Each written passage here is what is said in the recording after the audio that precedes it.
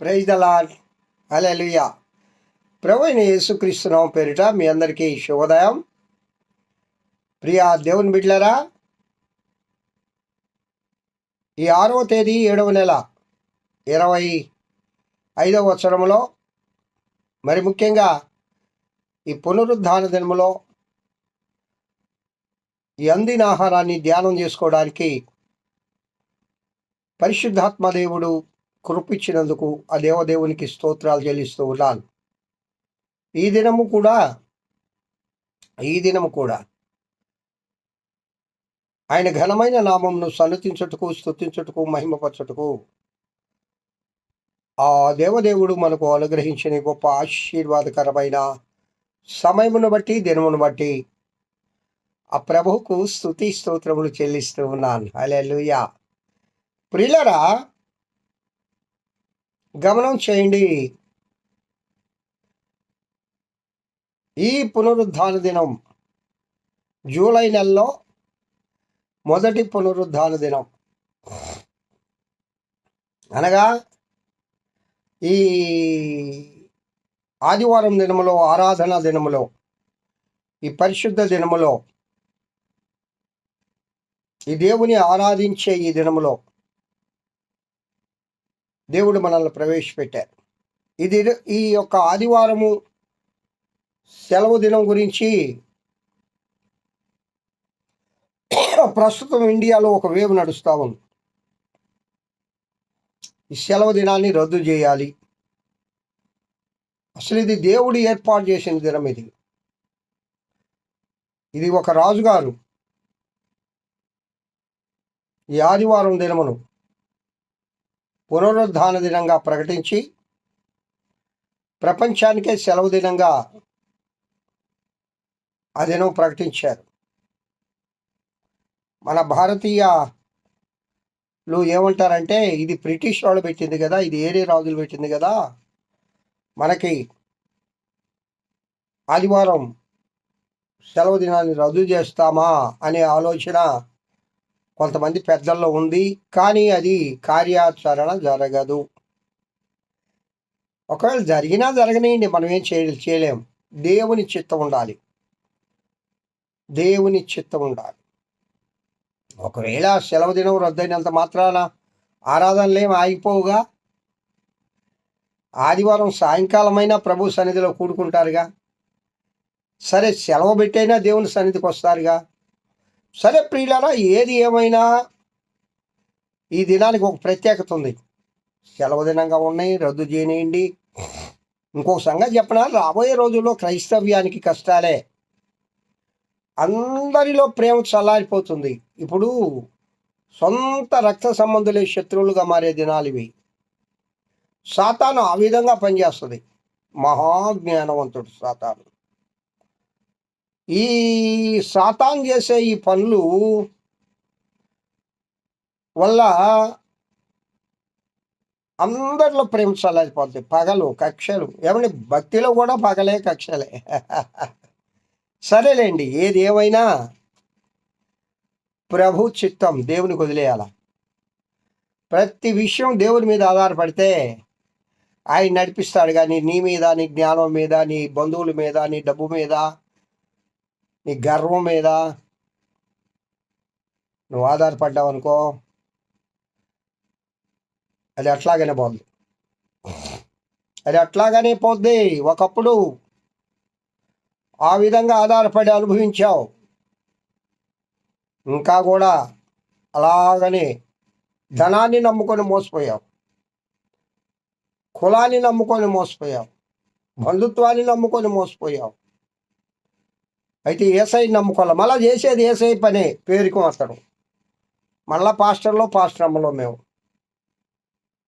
దేవుని మీద ఆడుకోండి, ప్రభువు మీద ఆనుకోండి. ప్రియులారా, జరుగుతూ ఉంటాయి. వాటి గురించి మనం ఎప్పుడు కూడా కేర్ చేయకూడదు. సాతాను గారు చేస్తాడు, బహు కుయుక్తిగా చేస్తాడు. వాడు బహు కుయుక్తి పరుడు. సాతాను గారి పనే అది. జ్ఞానయుక్తంగా మనం ప్రవర్తించాలి. ఎప్పుడు జ్ఞానయుక్తంగా ప్రవర్తించగలమంటే దేవుని యందు నిజమైన భక్తి భయం కలిగి ఉంటే జ్ఞానయుక్తంగా ప్రవర్తించగలం. ప్రియులరా, పరమగీత ప్రసంగ వాహిని అనే ఈ నిగూఢమైన అంశాన్ని ఆత్మీయ దేవుడు మనతో మాట్లాడుతూ ఉన్నాడు. గత 6 నెలల నుండి నా సహోదరులు నా మీద కోపించి ఏదేను తోటకు కావలి కత్తి ద్రాక్ష తోటకు కావలి కత్తెగా ఉంచిరి,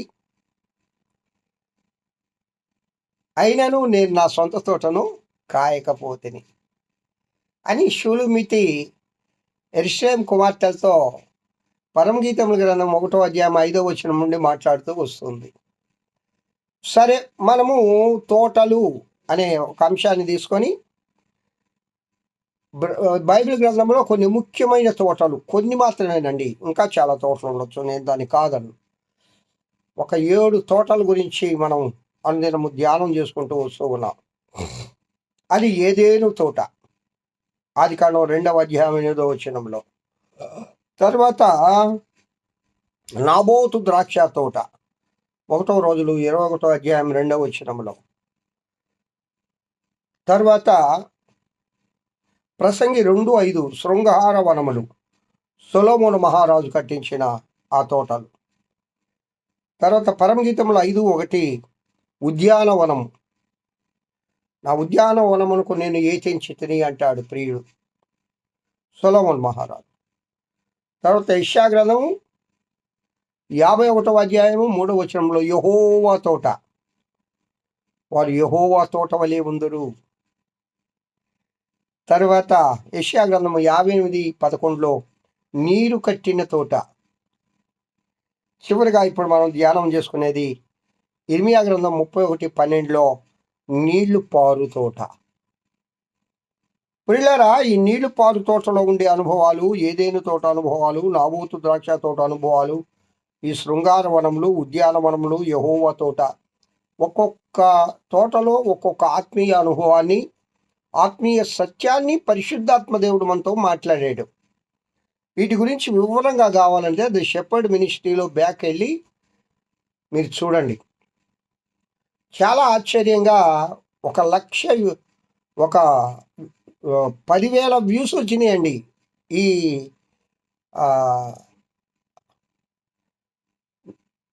నీరు కట్టిన తోట. ఈ తోటలు చెప్పేటప్పుడు 25వ తేదీ చూసుకోండి మీరు కావాలంటే. 25వ తేదీ 7వ నెలలో 6వ నెలలో ఆ రోజు ఎపిసోడ్కి 1K వచ్చింది. అంటే 10,000 మంది ఆ ఎపిసోడ్ని చూశారు. కావున ప్రియులార, పరిశుద్ధాత్మ దేవుడు ఆ విధంగా మనకు కృప ఇచ్చి మనతో మాట్లాడుతూ ఉన్నాడు. కావున ఈ దినము ఈ తోటల అంశాన్ని ఈ దినంతో ముగించేద్దాం. కాబట్టి ఇన్ని దినాలు మాట్లాడాడు కదా ప్రభు ఆత్మదేవుడు. ఒక్కొక్క తోటలో ఒక్కొక్క అనుభవం టూకీగా జ్ఞాపకం ఉండేటట్లుగా ఒక్కొక్క ఆత్మీయ మేలు నువ్వేం పొందావు విన్నావు కదా. చరిత్రలు తెలుసుకోవడం కాదు, వచనాలు తెలుసుకోవడం కాదు. చాలామంది ఉండాలండి మహాభక్తులు, ఆ వచనాలు చూసుకొని రాసి వచ్చి రెఫరెన్స్ బైబిల్ కొట్టుకొని ఆ వచనాలు చదివేస్తూ ఉంటారు. ఈ ప్రసంగాలు అయిపోతాయి. ప్రియులారా, దేవుని యొక్క వాక్యాన్ని ధ్యానం చేయాలి. ధ్యానం చేసి పరిశుద్ధాత్మ దేవుడు మాట్లాడతాడు.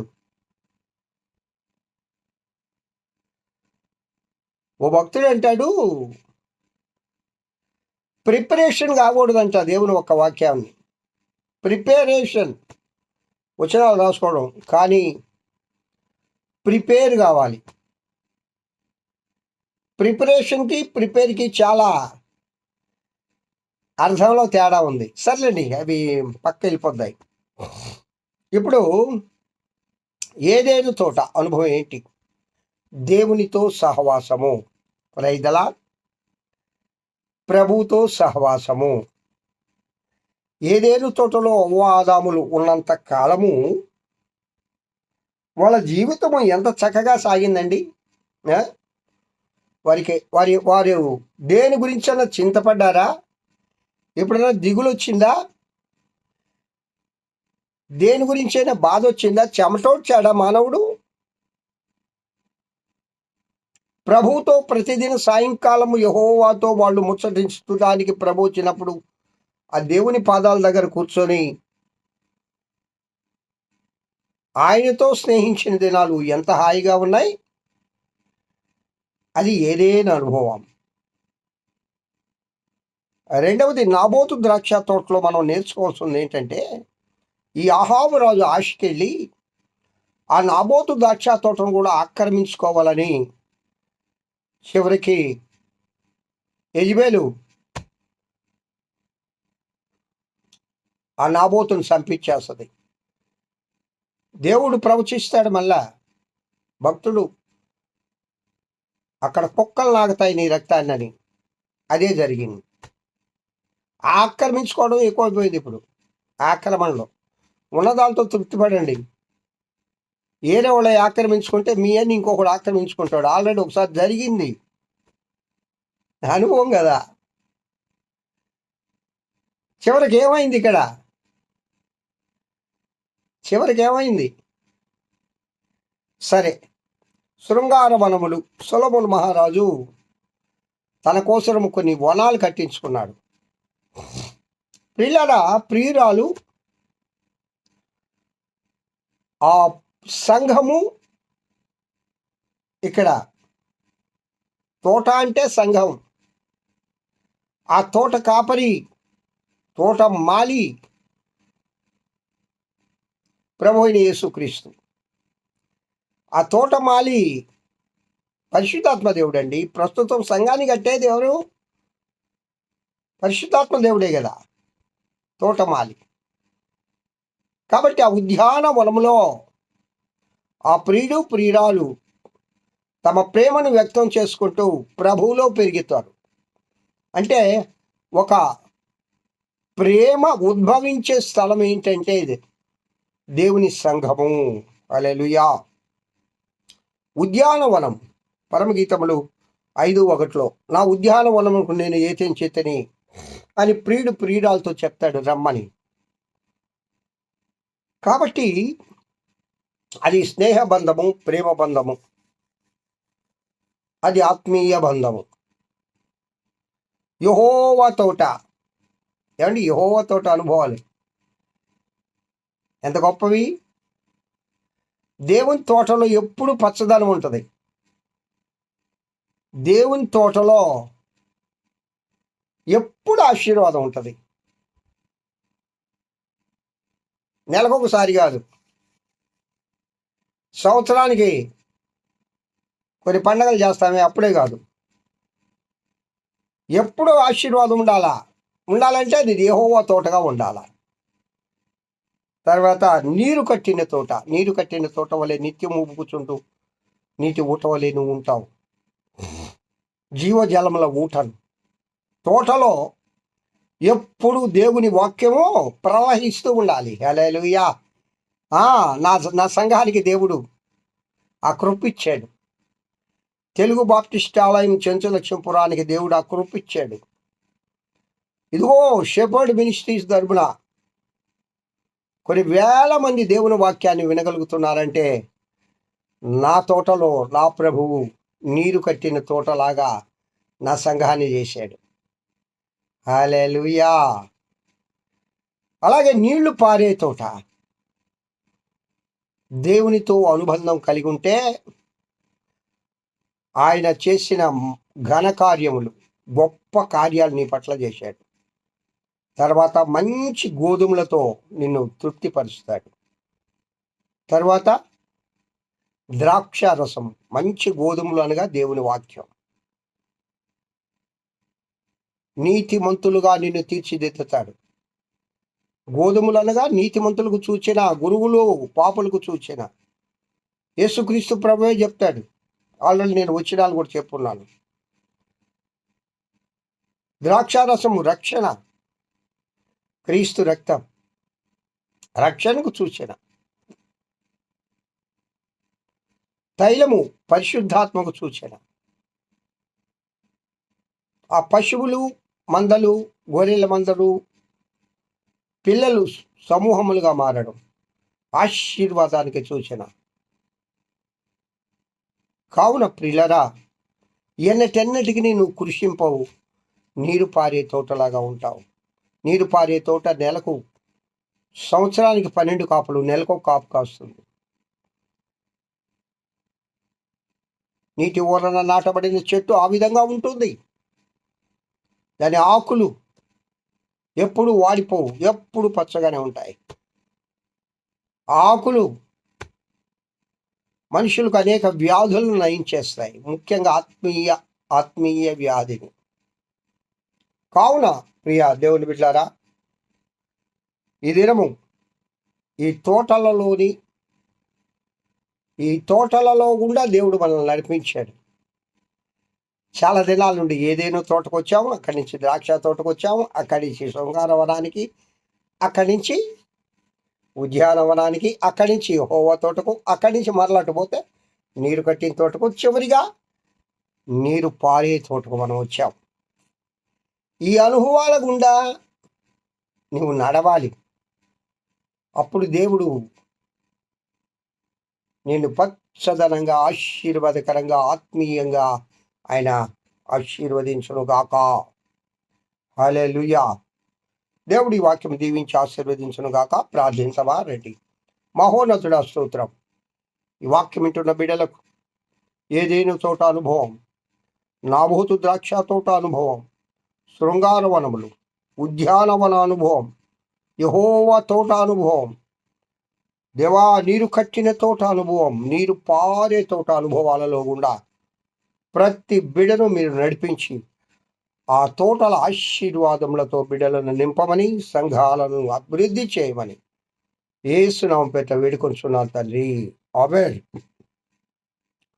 తండ్రి అయిన దేవుని నుండి, కుమారుడైన యేసుక్రీస్తు నుండి, పరిశుద్ధాత్మ అన్యోన్య నిత్య సహవాసం వాక్యం ఇచ్చిన బిడ్డలందరికీ, నీ సర్వలోక పరిశుద్ధులకు, సార్వత్రిక సంఘానికి ఇప్పుడు ఎల్లప్పుడు సదాకాలం తోడై నడిపింపబడును గాక.